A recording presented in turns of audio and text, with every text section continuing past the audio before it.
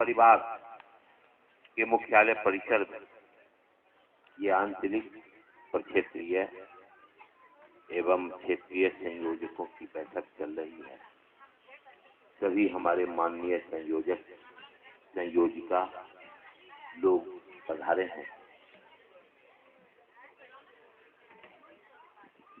ये बैठक अब धीरे धीरे समापन की ओर अग्रसर है।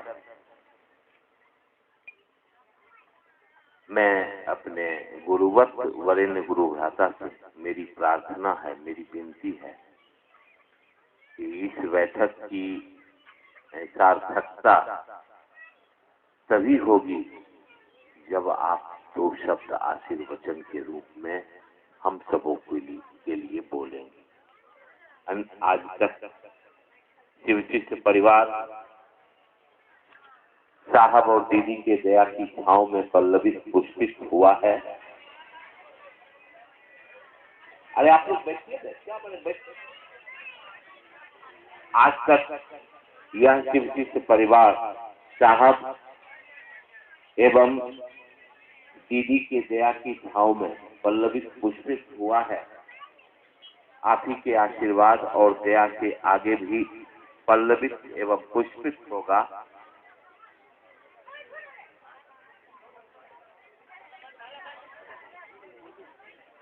इसके लिए आशीर्वाद की आवश्यकता है। यह शिवचित्त परिवार अपने लक्ष्य की ओर बढ़े, ऐसा आशीर्वाद दें कि जो शिवचित्त परिवार का मूल उद्देश्य है, इस उद्देश्य में हम सभी गुरु भाई गुरु बहन कामयाब हों। इसके लिए दो शब्द आशीर्वचन के रूप में कुछ जिज्ञासा भी आई है, बाद में मैं साहब के समक्ष रखूंगा और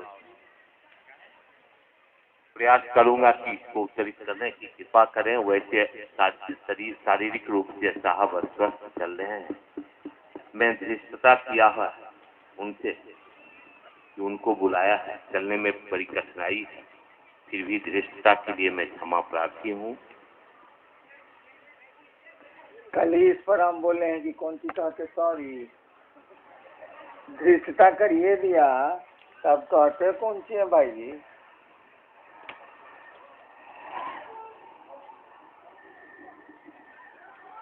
शिव शिष्य परिवार के वरीय पदाधिकारियों की ये बैठक आंचलिक है, जोनल है, क्षेत्रीय है, सभी वरीय हैं शिव शिष्य परिवार में। उनकी बैठक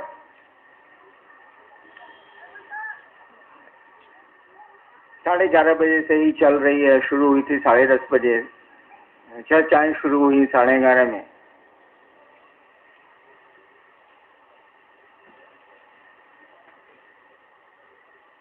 हम लोगों की कोई भी बैठक या कोई भी संगोष्ठी या कोई भी हम लोगों का महोत्सव उत्सव जो भी होता है या चर्चाएं, उसका एक ही प्रयोजन होता है कि शिव जो जगत गुरु हैं, शिव जो गुरुओं के गुरु हैं, उनको जनमानस का गुरु बनाया जाए।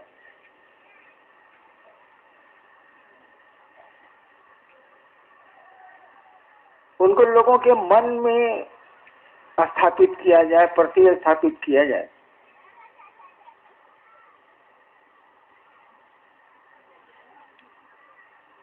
शिव की पूजा तो कई हजार वर्षों से हो रही,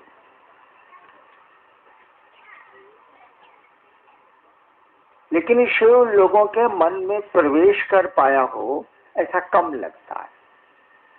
लोगों के दिलों में वह महादेव प्रवेश कर पाया हो, मन में वह महादेव प्रवेश कर पाया हो, ऐसे उदाहरण बड़ी कम मिलते हैं, लेकिन कम हैं। जितने फैलाव में शिव की पूजा होती है, उतने फैलाव में वो लोगों के दिलों में नहीं है। और अगर आपको दिखता है कि वो दिलों में है, तो मुझको दिखता है कि मतलब के लिए हमारा आपका मतलब उससे पूरा हो जाता है, हम लोगों ने सुन रखा है कि शिव की पूजा बड़ी आसानी से की जाती है और फल भी बड़ी आसानी से मिल जाते हैं, सहजता से मिल जाते हैं और पूजा में कोई मेहनत नहीं है, आसानी है।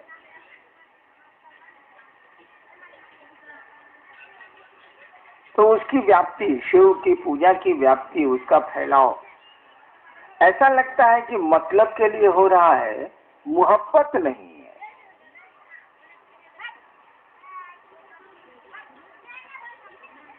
हम लोगों ने कहा कि उसको गुरु बनाइए। वह गुरु, कोई भी गुरु एक ही काम करता है, वह अपने शिष्य के मन में शिव के प्रति प्रेम जगाता है। गुरु का मापदंड यही है, उसका थर्मामीटर, बैरोमीटर, इलेक्ट्रोमीटर जो भी कहिए, यही है। कोई आदमी किसी गुरु को 20 साल से अपना गुरु बनाए हुए है, उसका शिष्य है, 30 साल से है, 20 साल से है, 15 साल से है, और उसकी बोली में, उसकी बातचीत में, उसके आचरण में, उसके व्यवहार में अगर आपको लगता है कि आदमी आध्यात्मिक कम है और लौकिक ज्यादा, तो हमको आपको समझना चाहिए कि इसकी आध्यात्म की पढ़ाई ठीक नहीं, या तो गुरु सही नहीं मिले, या ठीक से ये गुरु का शिष्य नहीं है। जब मैं मधेपुरा में मजिस्ट्रेट था, बहुत साल पहले की बात, तो 5 बजे कचहरी से निकला, तो रास्ते में लोगों ने हमको रोका बाटा दुकान में और कहा कि सर एक किलो पान खा के जाइए। कचहरी से छूटा था, डेरे जा रहा था, गाड़ी खुद ही चलाता था। मैंने जीप रोकी और उनके रिक्वेस्ट पर मैं उनके दुकान में बैठ गया। तो बाटा की दुकान, जूते की दुकान में, मधेपुरा के बाटा के जूते की दुकान में मैं बैठ गया। मैं बैठा हुआ, जब मैं बैठा वहां, तो देखता हूं मैं कि एक आदमी पहले से वहां पर बैठा हुआ। उस आदमी का चेहरा मुझको जाना पहचाना लगा, इसीलिए कि उसी दिन कचहरी में उसकी तारीख थी और उसके जमीन के लिए बहस हो रही थी। मैं सुन रहा था, मैं उस कोर्ट में उस समय मजिस्ट्रेट था, सुन रहा था, इसीलिए उसको पहचान रहा था कि ये मामला तो आलमनगर का है, ये आदमी का मुकदमा है, मेरे कोर्ट में था आज दिन में, वही है ये। अब बड़ी बड़ी दाढ़ी थी उसको, सफेद सफेद, और उम्र करीब 80 साल की हो, लंबा आदमी था, 80 साल की हो। हम तो इससे क्या मतलब, लेकिन मैं पहचान गया कि आज ये मेरे, इसका डेट था केस का, मेरे कोर्ट में ये था। और उजली सफेद दाढ़ी थी, पूरा उजला कपड़ा पहने हुए था, साधु नुमा, और मामला भी साधुता का ही था। एक महंत मर गए थे, उसी की जमीन का मामला था और मेरे कोर्ट में केस चल रहा। वो उसका शिष्य था, अब वही अपना उत्तरदायित्व क्लेम कर रहा था और दूसरे लोग भी क्लेम कर रहे थे जो झगड़ा होता। मैं बैठा हुआ था, मुझको उससे क्या लेना देना। वो एक आदमी से बात कर रहा था, अब याद नहीं है किस आदमी से बात कर रहा था। जिससे बात कर रहा था उसको भी मैं जानता हूँ, उससे मैं जानता था। उससे बतिया रहा था कि जानते हैं आलमनगर में जो मेरी खेती है उसमें इतना क्विंटल बैंगन हुआ, इतना क्विंटल आलू हुआ, इतना क्विंटल धान हुआ। मेरा तो पान लाने वो लोग दुकान में गया था, पान आता, पान खा के मैं चलता, मैं बैठा हुआ था और 2-4 वो गुरु भाई लोग थे उस समय, वो लोग खड़े थे, मैं बैठा हुआ था। वो आदमी अब बैठा हुआ था कुर्सी पर, हमसे नहीं रहा। हमने कहा कि भाई साहब आप चेहरे से तो और पोशाक से तो साधु लगते हैं। कहा कि जी हम साधु हैं। हम कहा कि क्या उम्र हो गई आपकी और कितने साल से आप साधु हैं? उसने कहा कि जब मैं बच्चा था तभी से इसमें हूं और मेरी उम्र 80 साल की हो गई।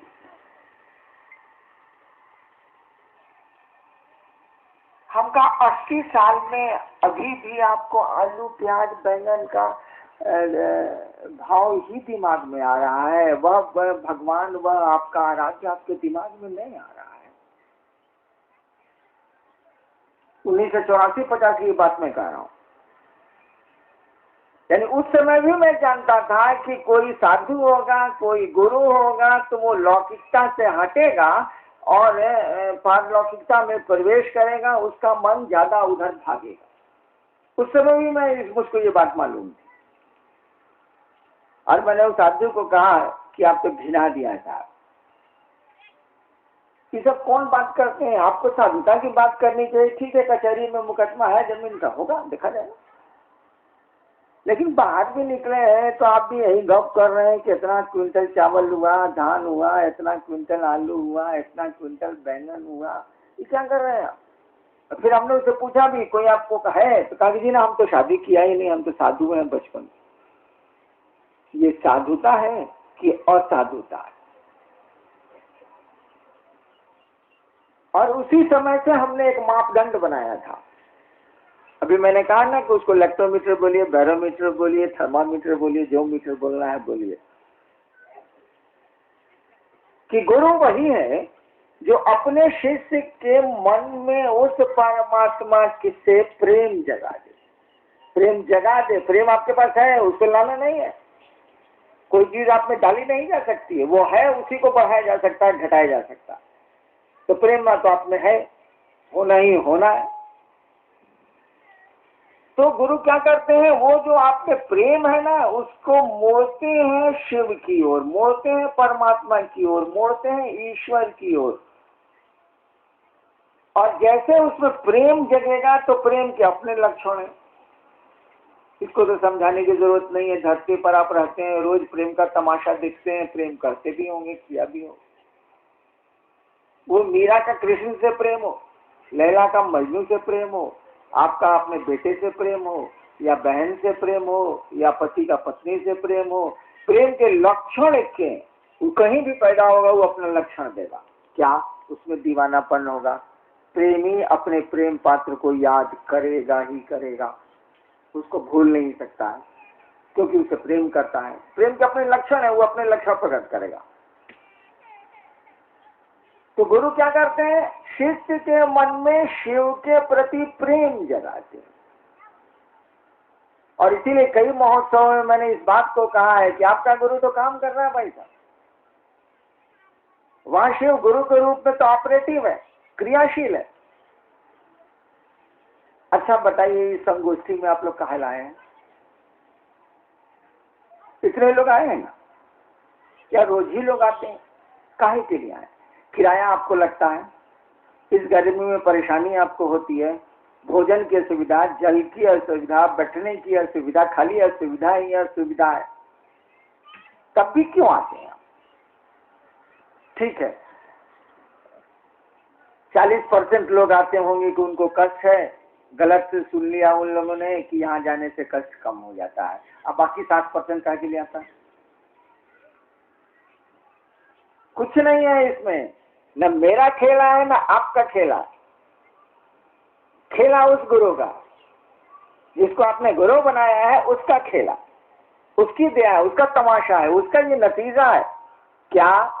उसने शिव के प्रति प्रेम आपके मन में धीरे धीरे जगाया है।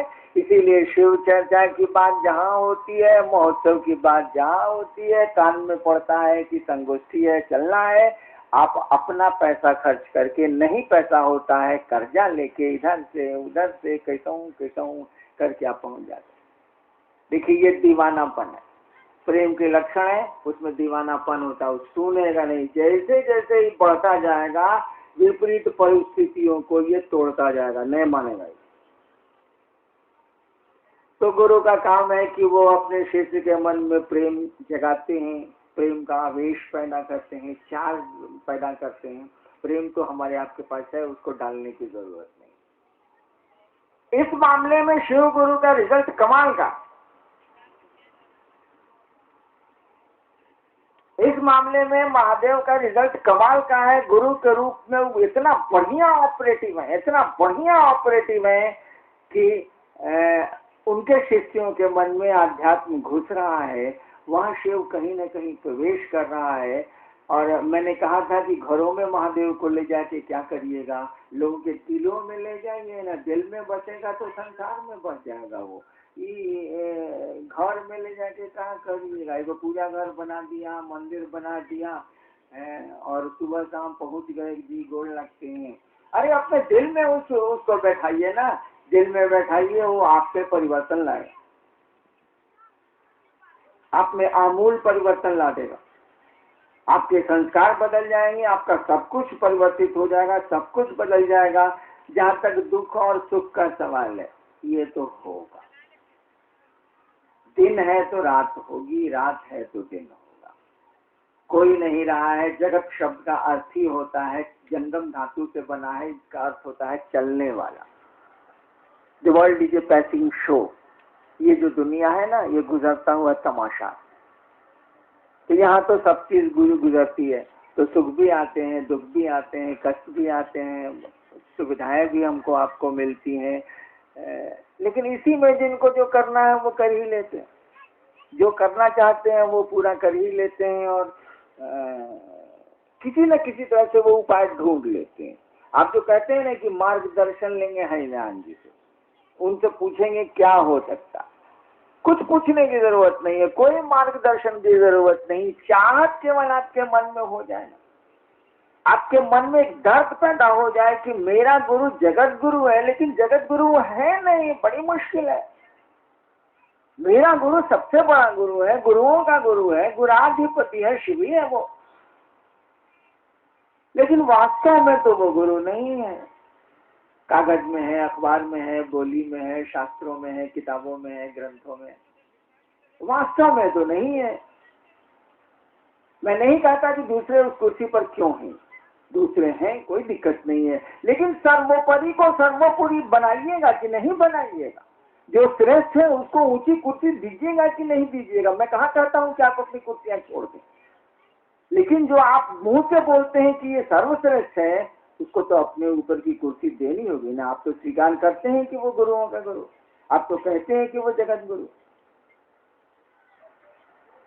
लेकिन ऐसा है नहीं, तो किसी को भी खराब लगेगा। हरेक महादेव को जो लोग चाहते हैं उनको खराब लगेगा कि देखिए ये तो सब कुछ में टॉप का है, लेकिन गुरु में टॉप का नहीं है, खाली किताबें में है, भाषण में है, अखबारें में है, बोलिए में, सब कुछ में वो टॉप है। क्या मैंने वही एक सत्ता है जो जिधरों से आप नाप लीजिए वो आपसे ना नपाने वाला।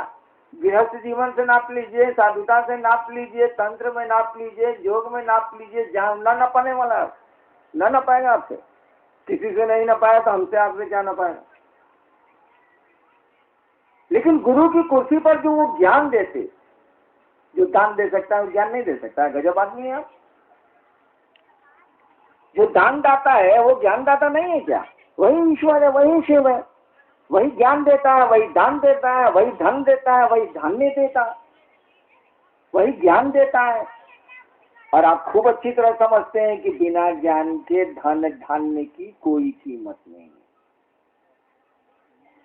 बिना अक्ल के, बिना बुद्धि के किसी चीज की कोई कीमत नहीं। वो आपके लिए अनुपयोगी हो जाएगी, बेकार हो जाएगी, हो सकता है घातक भी हो जाए। अगर शक्ति है उसमें तो आपके लिए घातक भी हो सकती है। अगर शक्ति का संचालन आप ठीक से नहीं जानते हैं तो वो शक्ति आपके लिए घातक हो सकती है। इसीलिए सरकार लाइसेंस देती है शस्त्रों का, गाड़ी चलाने का, मोटरसाइकिल चलाने का, क्योंकि उसमें पावर है। पावर का गलत इस्तेमाल करिएगा तो साधु के बदले दुष्ट के बदले साधु मारे जाएंगे, सड़कों पर चलने वाले लोग गाड़ियों से दब जाएंगे। इसीलिए उसका लाइसेंस है, उसको आपको अनुमति दी जाती है कि आप चला सकते हैं कि नहीं चला सकते हैं। तो शक्ति है, इसीलिए उसका संचालन घातक हो सकता है। इसीलिए शक्ति की पूजा में कहा ही जाता है कि बिना गुरु के इसको मत करना, बिना सही गुरु के इसको मत करना। बाकी चीज करिएगा तो कहाँ होगा, अरे हल्का फुल्का चोट लगेगी। लेकिन जब आप पावर के नजदीक जाइएगा, जहाँ ज्यादा शक्तियां हैं, ज्यादा पावर्स हैं, वहां तो झुलस जाइएगा, वहां तो बड़ी दिक्कत है। बैटरी से हमारा जो पोता है छोटा रत्न खेलते रहता, तो उसको बैटरी से बड़ा प्रेम है। जहाँ बैटरी दिखेगा वो खोल लेगा, छोटका कुछ नहीं बोलते हैं हम लोग। कभी जानते हैं कि बैटरी में 1.5 वोल्ट होता ही है और करंट मारता है 80 वोल्ट के बाद। वो बैटरी से खेलता रहेगा, इधर छुएगा, उधर तार लगाएगा, उधर करेगा, मैं देखता रहता हूँ, कुछ नहीं बोलता। वही मेरी कुर्सी पर खड़ा होकर के जब बोर्ड बिजली का छू रहा था आज, हमने कहा हटिए रत्नम बाबू, देखिए शक्ति बढ़ी, अब घातकता शुरू हो गई, उसकी मारक शक्तियां ज्यादा हैं। बैटरी में क्या मारेगा सर, 1.5 वोल्ट में 80 वोल्ट तक तो करंट मारता नहीं, मैंने घातक नहीं, मारता तो है, मारेगा तो उसके नीचे ही, लेकिन घातक नहीं है वो, झन से मारे।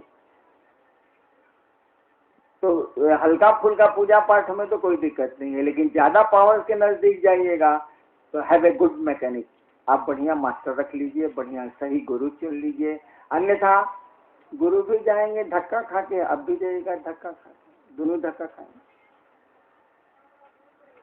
तो शिव से परिवार का जो कार्य है, जो हम लोगों ने रखा है अपने दिमाग में कि 2012 तक भारत के सभी क्षेत्रों में शिव गुरु चर्चा को पहुंचा तो जरूर देंगे हम लोग। क्या समझते हैं, ये अकेले होगा? हो ही नहीं सकता। व्यक्ति से ज्यादा संगठन में ताकत होती है, व्यक्ति से ज्यादा समूह में ताकत होती है, इसलिए करना तो आपको भी होगा, आप ही को होगा। हम लोग तो अब बूढ़े हुए चले भाई जी यहाँ से, आप हड्डियां हुई कमजोर, दिमाग हुआ कमजोर, अभी आप में जोश बाकी है, बढ़िए। और गुरु की दया है। देखिए शिव से परिवार का भविष्य मुझको नहीं मालूम, क्योंकि ये एनजीओ है, क्या भविष्य होगा महादेव जाने, लेकिन शिव शिष्यता का भविष्य मुझको मालूम है। ये एनजीओ का भविष्य क्या होगा ये मुझको नहीं पता, लेकिन शिव शिष्यता का भविष्य क्या होगा यह मुझको पता है। शिव शिष्यता का भविष्य टीका है आप पर, लेकिन नतीजा भी मालूम है कि आप इसे कहां तक पहुंचाएंगे। उस दिशा में आप बढ़ रहे हैं, ऐसा नहीं कि आप रुक गए, आप बढ़े चले जा रहे हैं। इतना ही मेरा कहना है कि थोड़ा तेज कदम, थोड़ा कदम में स्पीड अप कीजिए, उसको थोड़ा तेज करिए और थोड़ा कम सोइए, उसी समय को भी दीजिए शिव कार्य में।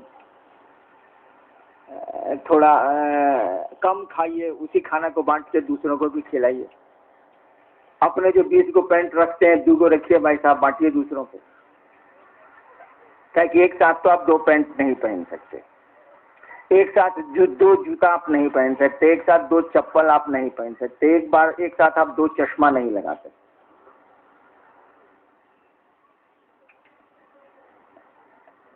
तो थोड़ा सा तो बाहर निकलना होगा, थोड़ी कोशिश बढ़ानी होगी, थोड़ा प्रयास बढ़ाना होगा, थोड़ा अपने कदम बढ़ाने होंगे। आप कोशिश करिएगा, हो जाएगा। आप कोशिश करिए कि पूरे हिंदुस्तान में हम इस कार्य को 2 साल के भीतर, अब तो 1.5 साल हाथ में है, 1.5 साल के भीतर पूरे हिंदुस्तान में शिव गुरु हैं इसकी बात को घुसा देंगे जरूर। आप चाहिए तो हो जाएगा, आप चाहिए तो हो जाएगा। कर्म कौन करता है? कर्म कौन करता है? अध्यात्म में कर्म कौन करता है? मन, शरीर थोड़ा ही करता है। आसमान में कर्म किसको कहा जाता है? आप चलते हैं तो बहुत कीड़े मर जाते हैं, तो क्या हुआ, आप तो आपको लग जाएगा क्या हुआ, आपने कितने कीड़े मारे ना। कर्म करता है मन, और मन ही में चाहत पैदा होती है, मन ही कर्म करता है, शरीर उसका साथ देता है। प्रेतों को कैसे मारा जाता है, या कैसे उनको उनकी पूजा की जाती है? दोनों स्थितियां हैं। मन ही से न होगा, वो मेंटल बॉडी है, मानसिक है वो, तो आपके मन ही से न सुनेंगे। लेकिन आप मारिएगा, आपका स्वभाव है कि मारते हैं तो हाथ उठा लेते हैं। तो प्रेतों को पहले जब हम लोग मारते थे तो मारते थे मन से, लेकिन हथवा उड़ जाता था, जबकि वहां हाथ का कोई उपयोग नहीं, तो मन के हाथों से मारा जाएगा। वह महादेव मन की आंखों से देखा जा सकता है, मन से महसूस किया जा सकता है, मन से अनुभूत किया जा सकता है। ये आंखें और ये यंत्र थोड़े ही उसको पकड़ सकते, नहीं पकड़ सकते। वो दूरबीन हो, माइक्रोस्कोप हो, कुछ नहीं पकड़ेगा, लेकिन मन उनको पकड़ेगा। तो कर्म मन करता है। इसीलिए कई बार लोग सवाल करते हैं ना हम लोगों से कि अगर कोई चर्चा नहीं करे तो शिव गुरु उसके होंगे कि नहीं होंगे। कई बार प्रश्न आता कि अगर कोई गुरु चर्चा नहीं करे, दूसरा सूत्र नहीं करे, तो शिव गुरु उसके होंगे कि नहीं होंगे। सीधा उत्तर है होंगे ही होंगे, क्योंकि कर्म शरीर नहीं मन करता है। और कर्म का विज्ञान है कि मन जो कर्म करेगा आपको उसी का फल मिलेगा, वो अच्छा हो या खराब हो। शरीर कर्म नहीं करता। कानून में भी, भारत के कानून में, दुनिया के कानून में भी एक वर्ड है मेंसरिया। कानून में हम लोग देखते थे कि आप चाहते क्या थे और हो क्या गया। अगर आप चाहते थे कि ऐसा करना तो आपको पूरी की पूरी सजा मिलेगी। अगर आप नहीं चाहते तो और ऐसा हो गया, सेक्शन बदल जाएगा, नेग्लिजेंस लग जाएगा, लापरवाह हैं आप। इसीलिए ऐसे आप किसी का खून करिए तो फांसी हो सकती है, लेकिन गाड़ी से कोई दब जाता है तो थाना ही बेल दे देता है। देखिए क्यों? क्योंकि उसका माइंड नहीं है, वो तो बचाना चाह रहा था, लग गया तो क्या करेगा, ब्रेक फेल कर गया तो क्या करेगा। उसका माइंड तो नहीं है, वो दाबना चाहता नहीं था, वो धक्का मारना चाहता नहीं था। यहाँ भी यही है कि आपका माइंड क्या है, आप क्या सोच रहे हैं, आप क्या चाहते हैं। आध्यात्म की दुनिया में तो पूरी तरह यही है। अगर मन ने कर्म कर दिया, कर्म हो गया। शरीर ने नहीं भी किया, मन ने कर दिया, कर्म हो गया। तो कर्म होगा तो उसका फल मिलेगा। अच्छा कर्म हो तो अच्छा मिलेगा, खराब हो तो खराब मिलेगा। अगर आपका मन ये चाहता है कि मेरे गुरु का काम संसार में हो, मेरा महादेव सबका महादेव बन जाए, मेरा महादेव सबके दिलों में महादेव बन जाए, अगर आपका मन इस बात को चाहता है तो कर्म हो रहा है। और दूसरे सूत्र में लिखा हुआ है कि यह गुरु चर्चा क्या है? गुरु आदेशित कर्म है। कर्म है माने काम मन करेगा। शिव गुरु चर्चा गुरु आदेशित कर्म है, यानी कर्म तब आपको निर्णय लेना होगा कर्म कौन करेगा। कर्म आपका शरीर नहीं करता है, कर्म आपका मन करता है। अगर मन चाह रहा है कि दूसरे शिव के शिष्य से हो जाए, दिक्कत क्या है ना कि मनवा ढेर चाहेगा तो शरीर बात साथे से चलने लगता है, शरीर करने लगता है। लेकिन किसी का शरीर काम नहीं करना है, लेकिन मन से उसके पास दर्द है कि मेरा गुरु सबका गुरु काहे नहीं हो रहा है, हो जाता तो ये कर्म उसके हो रहे हैं, शिष्यता उसमें फलेगी, फूलेगी, सब हो जाएगी। क्योंकि गुरु चर्चा गुरु आदेशित कर्म है, तो कर्म तो मन करेगा, शरीर करेगा नहीं। मन करेगा तो परिणाम भी तो वही लेगा ना। इसीलिए हम लोग कहते हैं कि गुरु चर्चा कोई नहीं करता है तो ऐसा नहीं है कि वो शिव का शिष्य नहीं हो सकता। अगर उसका मन चाहता है कि शिव लोगों के गुरु हो जाए तो वह खूब मजे में शिव का शिष्य हो सकता है। उस गुरु की दया उसको खूब मजे में मिल सकती है। लेकिन आदत है कि मन जब बहुत चाहेगा तो शरीर उसका साथ देगा, वो निकल पड़ेगा लोगों को समझाने और ये करने। शरीर जब बेकार हो जाएगा तब उसकी कोशिश दूसरे दिशा से चलेगी, लेकिन चलेगी। चलिए जिज्ञासा कुछ है तो देखते हैं। कहा जाता है कि कृतज्ञ व्यक्ति आध्यात्म में प्रवेश नहीं करता। यह कृतज्ञता क्या है जिसके कारण आध्यात्म में प्रवेश वर्जित है? अरे बाप रे बाप।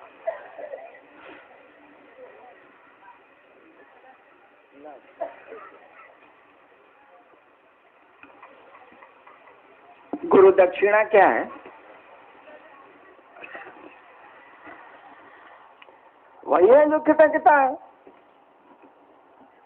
और भारतवर्ष का बड़ा पुराना नियम है, गुरु चाहिए तो गुरु दक्षिणा देनी होगी। गलत नहीं है वो, है ना पुराना नियम कि दक्षिणा दीजिएगा तो गुरु जी आपको दीक्षा देंगे, नहीं तो नहीं देंगे। ये क्या है गुरु दक्षिणा?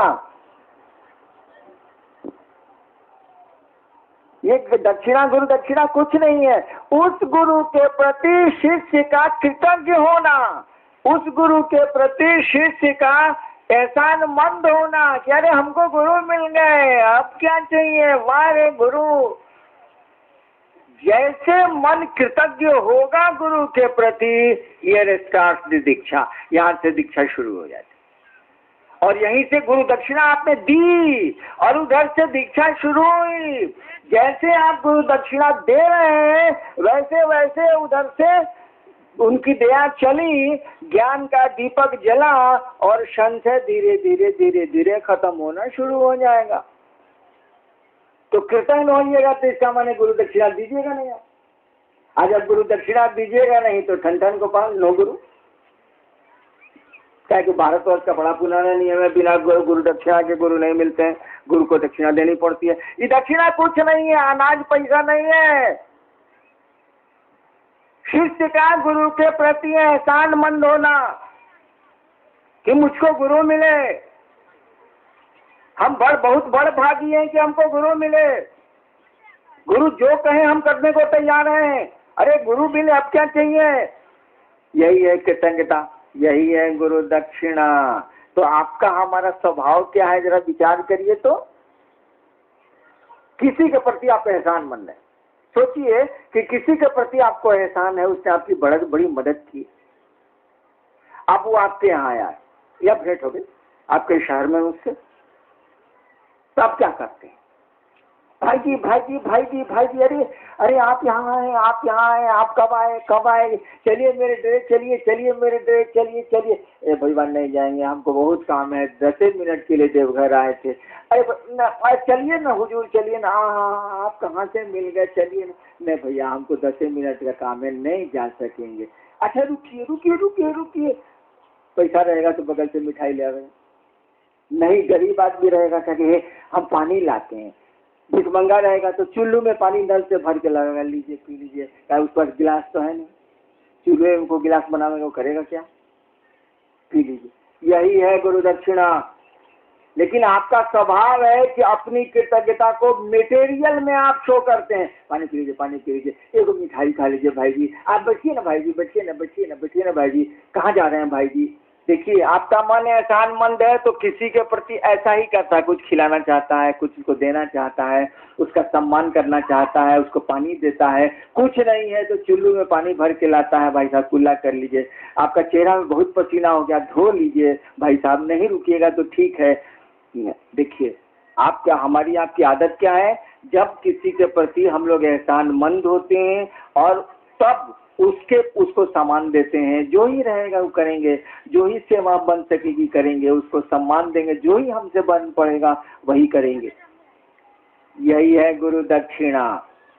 बाद में क्या हुआ कि लोगों ने इसी भाव के चलते कि गुरु का खाना कैसे चलेगा, गुरु का कपड़ा कैसे चलेगा, गुरुकुल कैसे चलेगा, इतने शिष्य वहाँ पढ़ते हैं, कैसे खाएंगे, कैसे क्या करेंगे। लोगों ने जमीन दी, अनाज दिए, मुद्राएं दी, राशियां दी, पैसे दिए। धीरे धीरे कृतज्ञता का मामला खत्म होने लगा और मटेरियल और पैसे का मामला शुरू। हमको पैसा बहुत ज्यादा है, शिवशिष परिवार को दे देते हैं 1 लाख रुपया, लेकिन शिवशिष परिवार चूल्हे भर में जाए कि ऊपर जाए इससे हमको कोई मतलब। नाम तो होगा 2 करोड़ शिवशिष जानेगा ना कि फलना आदमी शिवशिष परिवार को 1 करोड़ रुपया डोनेट किया, वाह, नाम तो मेरा होगा। दिस इज नॉट गुरु दक्षिणा, ये गुरु दक्षिणा नहीं, क्योंकि उसके पास इफरात पैसे हैं दुनिया में नाम कमाने के लिए कि करोड़ों शिवशिष्य हैं, मेरा नाम तो जानेंगे कि I am the best donor, मैं सबसे बड़ा दानी हूँ, शिवशिष परिवार को इतने करोड़ रुपए का मैंने चेक दिया, बैंक ड्राफ्ट दिया। ये कृतज्ञता नहीं।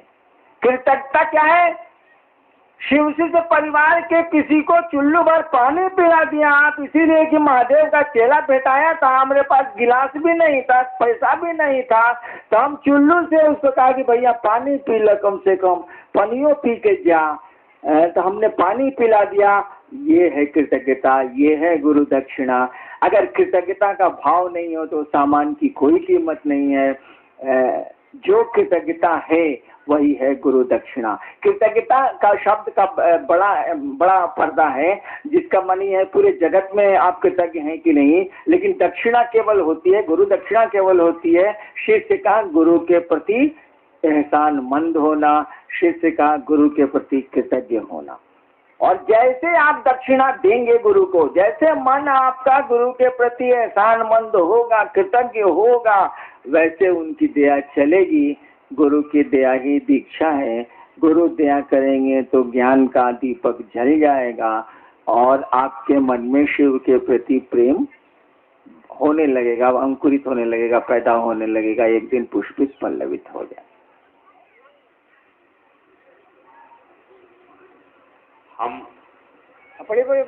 हम देवी देवताओं को, गुरु को तथा आपको प्रणाम निवेदित करते हैं, किंतु वांछित परिणाम नहीं मिलता। क्यों? परिणाम कैसे प्राप्त होगा? मार्गदर्शन करने की कृपा।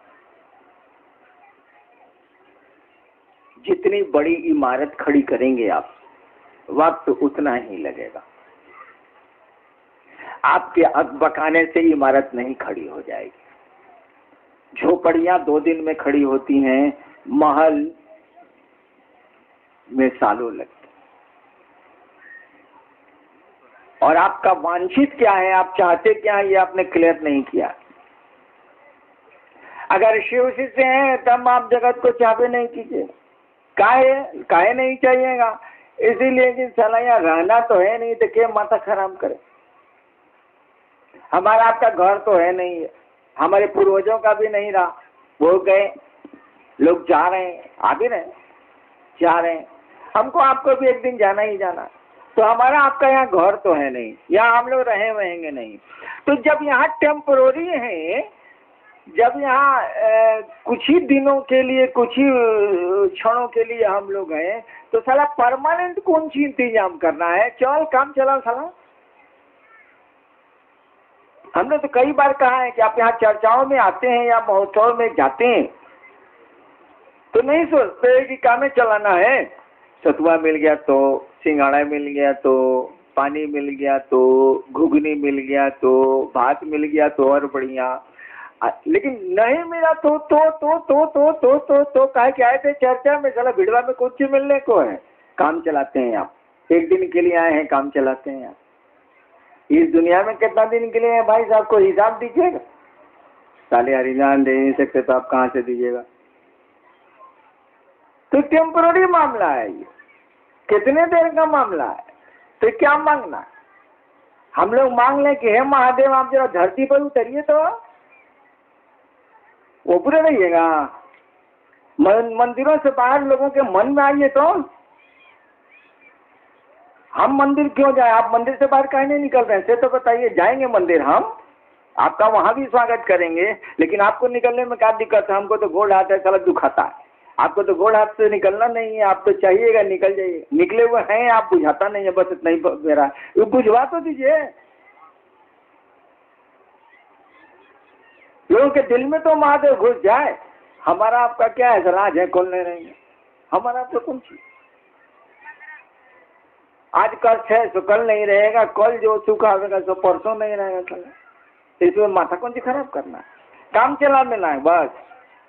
गोड़ में बहुत दर्द है, कोई दवाई खा लीजिए, साले को ठीक हो गया ना, चलिए काम करिए। फिर दर्द होगा सर, फिर देखा जाएगा। कहाँ करेगा आदमी? परमानेंट तो शरीर नहीं है, तो साला इलाज परमानेंट कैसे हो जाएगा? समझ में नहीं आ रहा। तो और अगर आपकी कामनाएं बहुत ऊपर की हैं तो वक्त तो लगे, समय तो लगेगा। आदमी, हम लोग पैदा होते हैं तो माँ के गर्भ में 9 महीना लगता है। हाथी का बच्चा पैदा होता है तो 1 साल लगता है। विशाल है, देखते नहीं है तो 3 महीना उसको ज्यादा लगता हो। चलिए, एक भाई की जिज्ञासा है कि इस धरती पर प्रत्येक मनुष्य यथार्थ में शिव का शिष्य हो जाए, इस लक्ष्य की प्राप्ति का उपाय क्या है? कृपा कर मार्गदर्शन। तो इतना देर से क्या बोले हैं हम? प्रश्न करता भी बेहुदा है, पूछता ही नहीं है। इतना देर से वे न बोल रहे हैं भाई साहब। कहा जाता है कि शिष्य और गुरु के बीच तीसरा कुछ भी नहीं होना चाहिए। इस संबंध में प्रकाश डालने की कृपा करें। बिल्कुल सही है। ये जो आप लोग कहते हैं कि भैया दया कर दीजिए, फलना दया कर दीजिए, फलना ही कर दीजिए, भैया की दया होगी तो शिव कार्य होगा। नहीं चलेगा ही साहब। भैया भौजाई कितना दिन, उस गुरु से दया लीजिए। गुरु शिष्य के बीच में कोई नहीं होता है। बिल्कुल सही है। ये हो गया तो मामला गड़बड़ हो जाएगा। इसीलिए सीधे महादेव से दया मांगिए, उससे जुड़िए, उससे लोगों को जोड़िए। अरे हमारा आपका क्या भैया। और जान लीजिए गुरु शिष्य के बीच में कोई नहीं होता। गुरु तो सीधे शिष्य से जुड़ते हैं, सीधे गुरु से जुड़ता। और हम भी कहीं नहीं जाते हैं। हम कहाँ गुरु का काम करते हैं। 3 सूत्र हमको किसी दूसरे ने बताए। शिव गुरु है, ये बात तो मेरे दिमाग में जरूर आई, लेकिन आगे का रास्ता दूसरा हमको बताया। कहने का मानी है, ठीक है वो आदमी दिखता नहीं, संसार में इन आंखों से नहीं देखा जा सकता, लेकिन दूसरे ने बताया इसमें मेरा क्या धन लगा है भाई, मेरी क्या संपत्ति लगी है, मेरा कौन सी इसमें लगा हुआ है, सब उसी का है। कर तो वही रहा है, दिखता भले कोई हो। करत स्वामी सेवक सिर लीला। महादेव की वो बीमारी है, अपने लोगों के माथे लीला करते हैं, वो अपने नहीं करते हैं। इसीलिए शिव के मंदिर उनके भक्तों के नाम पर है, और भगवान के मंदिर भगवान के नाम पर है, शिव के मंदिर उनके भक्तों के नाम पर। करत स्वामी सेवक सिर लीला, वो जो है अपने सेवकों के माथे लीला करता है, अपने तो कुछ करता नहीं।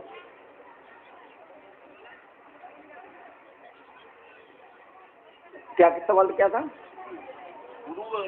हाँ कोई नहीं होता, वो क्या है, होता ही नहीं है तो हम क्या सब बताओ, होता ही नहीं है, लाना भी नहीं चाहिए। हाँ? सीधे महादेव से दया मांगिए, उनका काम करिए, सीधे महादेव से मोहब्बत करिए। नो हरिनारायण फरिनारायण ये सब नहीं चलेगा। चलिए एक भाई की जिज्ञासा है कि भक्ति क्या है, क्या 3 सूत्र हमें भक्त बना सकता? 3 सूत्र आपको शिष्य बनाएगा। लिखाई वास्ती से अनुभूति में भक्त का शब्द का तो वहां प्रयोग है नहीं। 3 सूत्र आपको शिष्य बनाएगा। अगर गुरु सही है तो वो गुरु आपको भक्त बनाएंगे। अब ये न बोले हैं कि गुरु शिष्य के मन में शिव के प्रति प्रेम जगाता है, भक्ति इसी को न कहते हैं भाई जी। 3 सूत्र आपको शिव का शिष्य बनाएगा। अब शिव से बड़ा गुरु तो ढूंढ के नहीं लाया जा सकता। 3 सूत्र आपको शिव का शिष्य बनाएंगे, और जैसे जैसे शिव शिष्य बनते जाएंगे आप भक्त होते चले जाएंगे, उस शिव के प्रेमी होते चले जाएंगे। आप लोग इतना आए हैं बिना भक्ते बने हुए यहाँ आ गए हैं, अपना पैसा खर्चा जियान करके। भक्त बने तबे ना रहे, प्रेमी है शिव के तबे ना रहे। भक्त में प्रेमी को न कहा जाता है कि दूसरे को कहा जाता। तो 3 सूत्र आपको शिष्य बनाते हैं, और सही गुरु का शिष्य भक्त होता ही होता है, होना ही होना, सीधी बात है। और इसीलिए शंकराचार्य ने कह दिया था, गुरु चरणाम्बोज निर्भर भक्त। शिष्य बोलवे नहीं किन्हों, शंकराचार्य ने कहा था गुरु चरणाम्बोज निर्भर भक्त। भक्त कौन है? जो गुरु के चरण रूपी कमल पर निर्भर है, यानी शिष्य। गुरु के साथ तो शिष्य का संबंध होता है, लेकिन शंकराचार्य इसको उलट दी। उन्होंने कहा न, शिष्य नहीं, गुरु चरणाम्बुज निर्भर भक्त। जो गुरु के चरण रूपी कमल पर निर्भर है वही भक्त है। क्या कि भक्ति आसान नहीं है, भक्ति तो हम लोगों के पास जगत की है, वो शिव के प्रति है नहीं, आसान नहीं है। चलिए आगे। राम प्रकट यादव जी, रानीगंज, बर्धमान, इन्होंने लिखा है कि जब कभी हमारा मन भटकने लगता है तो गुरु कार्य मन से नहीं होता, तो हमको लगता है कि साहब हमसे रूठ गए। ऐसा क्यों लगता है? एक बात जान ली, हम में कुछ खासियत है जो शायद आपको नहीं पता। मैं रूठता उठता किसी से नहीं, मैं नाराज भी किसी से नहीं होता। हाँ, बिगड़ जाऊंगा, डांट दूंगा आपको, बिगड़ जाऊंगा, लेकिन नाराज नहीं होता हूँ। और महादेव से मैं मनाता रहता हूँ, आज से नहीं बहुत दिन से, कि हम किसी पर नाराज नहीं हूँ। मैं होता ही नहीं गुस्सा। गुस्सा हमको बहुत टेम्पररी आता है, वो भी नाराज नहीं होता हूँ मैं, टेम्पररी रहता हूँ। किसी काम के लिए, किसी प्रयोजन के लिए, कोई अपने गलती के लगातार किए जा रहे हैं तो बिगड़ जाएंगे हम, लेकिन मैं नाराज नहीं होता। और मैं सजग रहता हूँ कि मैं नाराज नहीं हूँ। मैं इसमें होशियार रहता हूँ कि मैं नाराज नहीं हूँ। महादेव हमको ऐसा आप नहीं कर दीजिए कि मैं गुस्सा जाऊँ परमानेंटली किसी पर, क्योंकि मैंने अपने गुस्साने का परिणाम देखा है, इसीलिए मैं डरता हूँ, इसलिए मैं नाराज होता ही नहीं। मैं डर से कि नाराज नहीं होता और कुछ नहीं। ऐसा थोड़ा है कि हमको बहुत अच्छा लगता है नाराज नहीं होना। मैं भय से नाराज नहीं होता, क्योंकि आज तक जब भी मैं नाराज हुआ हूँ बहुत खराब हुआ है, बहुत खराब हुआ है, फिर मैं भी कुछ नहीं कर सकता, इसलिए मैं नाराज होता ही नहीं। ये मेरी खासियत है कि मैं बिगड़ से नाराज नहीं होता। बोली कड़ी कर लूंगा, थोड़ा देर डांट दूंगा, नाराज नहीं, या गुस्सा आऊंगा, बोलूंगा नहीं, चुप रहूंगा। आप आइएगा, जाइएगा, प्रणाम करिएगा, प्रणाम का जवाब दे देंगे, नहीं बोलेंगे, नाराज नहीं होते हम। और महादेव से हम मनाते रहते हैं कि हम नाराज नहीं हुआ, होते भी नहीं है। सच्चाई यही है कि करीब 15-16 साल से मैं नाराज हुआ ही नहीं। पहले की घटनाएं मुझको याद हैं, इसलिए मैं नाराज होता ही नहीं। इसलिए आप मस्ती से महादेव का काम करिए, मुझसे मुक्त रहिए आप। हाँ, आप गुरु से डरना हो तो डरिए, महादेव से डरना हो तो डरिए। हमको भी उसी से डर लगता है। सारा जब डरे को उसे डर लगता है तो हम आपके किस खेत की मूली है। भया नाम भयम, भय को भी उससे भय लगता है, डर को भी उससे डर लगता है, तो हम आपके की औकात क्या है? सोचिए तो, देवता डरते ही हैं, दानव डरते ही हैं, इंसान डरते ही हैं, जीव डरते ही हैं, पेड़ पौधे डरते ही हैं, पहाड़ डरते ही हैं, सब डरते हैं, समुद्र डरता ही है। अरे सब डरता है, लेकिन डर को महादेवों से डर लगता है, तो हम आप कौन खेत की मूली है? डरिए उसी से, उसका काम करिए, कोई दिक्कत मेरी ओर से नहीं।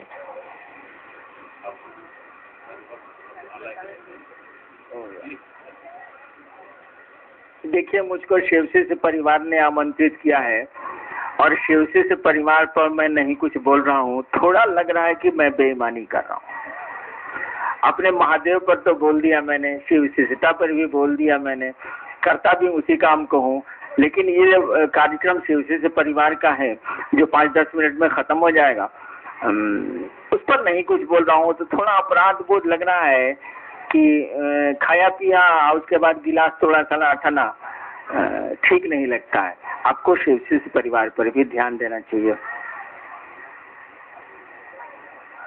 अन्यथा असुविधा हो रही है। और प्यार क्या, जो परवाह नहीं हो वह प्यार ही नहीं है, जिसमें परवाह नहीं होती, हो ही नहीं सकती। मुझको याद है एक बार कहानी समझ लीजिए कि एक बार महादेव आए। अब जिस घास पर वो खड़े थे वो घास कड़ी कड़ी थी, बरसात के बाद की थी। उनका शरीर, वो लोग तो शरीर जैसा चाहे वैसा ले लेता। मुझको लगा कि तो घास इनके पाँव में गड़ जाएगी, भारी मुश्किल है, नुकीली नुकीली घास। हमने कहा जी हम तरहती रखते हैं, इस तरहती पर आप एक गोड़ रखिए, फिर इस तरहती हम आगे रखते हैं, इस पर एक गोड़ रखिए, निकल चलिए। देखिए, प्यार बिना परवाह के नहीं हो सकता। हमको लगा कि महादेव के पाँव में घास गड़ जाएगी, तो हमने कहा कि जी तरहती रखते हैं, इस पर एक पाँव रखिए, इस पर फिर आगे हाथ बढ़ाते हैं तो उस पर एक पाँव रखिए, चलिए निकल चलते हैं। आपको आप निकल जाएगा, घास गड़ जाएगी आपको। उसके बाद जब बैठने लगे हम सोचे कि तो गंदा है, इसको झाड़े कैसे? झाड़ेंगे तब तो बैठ जाएंगे। बोले तो सिद्ध गौरी या घोरेश्वर है, तो साल सिद्ध गौरी कौन सी होता, बैठ जाएंगे पट से। हमसे क्या करें इसको झाड़ा कैसे, गंदा है। पट से अपना कुर्ता खोले, कुर्ता उस दिन पहने हुए थे, कुर्ता खोले और कुर्ता से झाड़ दिए। हम जी बैठा जाए, अपना कोई कपड़े नहीं मिला तो क्या करे, पट से अपना कुर्ता खोले झाड़ दिए, हम बैठा जाए। ये कहानी इसलिए नहीं सुना रहा हूँ कि सच्ची है, मन गढ़ंत है, लेकिन इसलिए सुना रहा हूँ क्योंकि प्यार अगर है तो परवाह तो होगी ही होगी, नहीं कैसे हो। महादेव के पांव में हरी घास नहीं गड़ जाए तो कोई तरहथी बिछाता है, ठीक है कहानी ही सही, लेकिन देखिए उसको कितनी परवाह है उस महादेव की।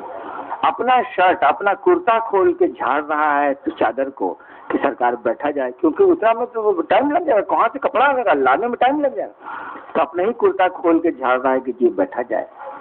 अगर प्यार में परवाह नहीं है तो ये प्यार है ही नहीं, होना ही होना है, उसमें इनबिल्ट है, बना हुआ है उसके साथ।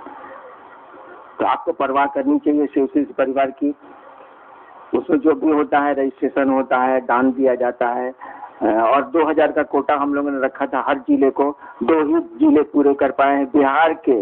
भाई एक जिला में 2000 महादेव का चेला नहीं है, हद हो गया साला। ये तो एक जिले में 2000 भी महादेव का चेला नहीं है।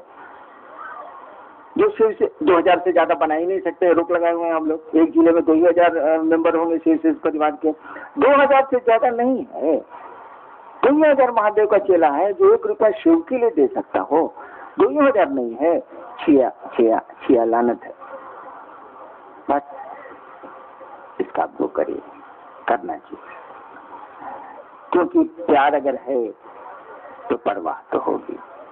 लेकिन इस काम को करने के साथ शिव शिष्यता पर ध्यान रखिएगा, क्योंकि प्यार पैदा होगा तब न परवाह आएगी। तो गुरु से जोड़िएगा तब न उसमें प्यार पैदा होगा, तब न उसमें परवाह डेवलप करेगी। उसको छोड़ दीजिएगा तो नहीं होगा। इसलिए मूल काम वही है, उसी के भीतर धीरे धीरे अंडर करंट धारा के भीतर नीचे इस काम को करना चाहिए आपको। चलिए हम शिव परिवार का खाए तो 8 आना लौटा दिए। आप सबों को मेरा प्रणाम।